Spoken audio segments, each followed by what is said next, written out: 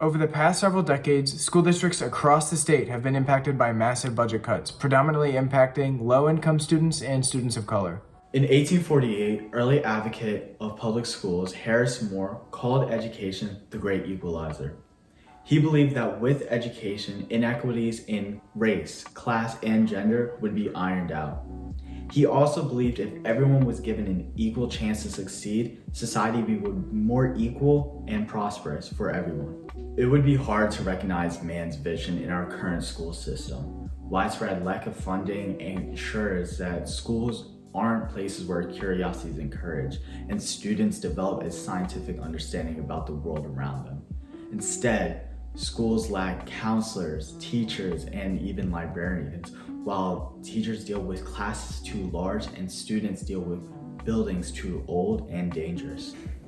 Pennsylvania is ranked 47 out of 50 in terms of state contribution of local schools. PA districts continue to do the best they can with shoestring budgets, all while the state neglects to actually solve the underperformance issue in schools.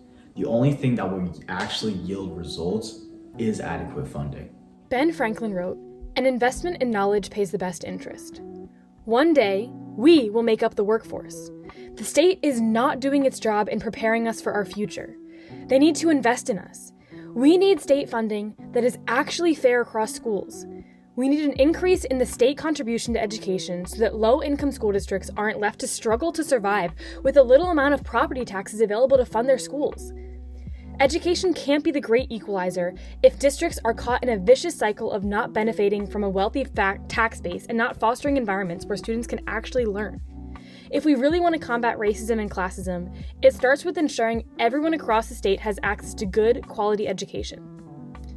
Our generation has already made global impacts through politics, environmental health, and more. But that is futile if others are struggling to graduate high school.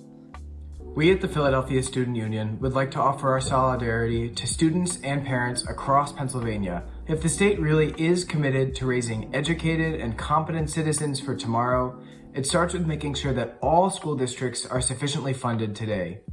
Chronic underfunding of public schools isn't just a problem in places like Philadelphia or Lancaster, but affects dozens of districts statewide.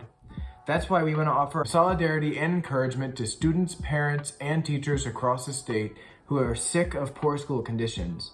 More funding is something we can win, especially with your support.